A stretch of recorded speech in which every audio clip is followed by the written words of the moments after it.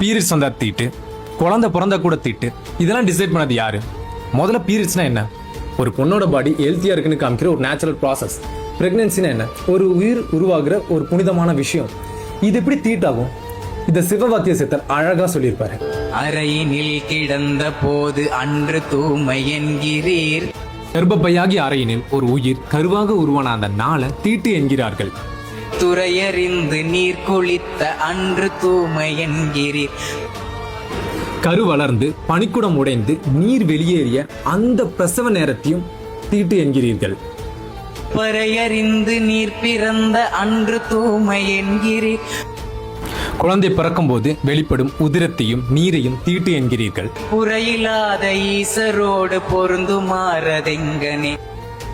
எந்த குற்றமும் செய்யாத இறைவனே அந்த இடத்தில் தங்கியிருந்து ஒரு உயிரை தோற்றுவிக்கிறான் என்ற போது அது தீட்டுன்னு என்று ஒதுக்குற நீங்க எப்படி அந்த இறைவனை அடைவீங்க? ரேப்பு, கொலை இதை செய்யறவன்லாம் கோவிலுக்குள்ளேயும் சாமி பக்கத்துல நிக்கிறது தீட்டு கிடையாதுன்னா இது மட்டும் எப்படி?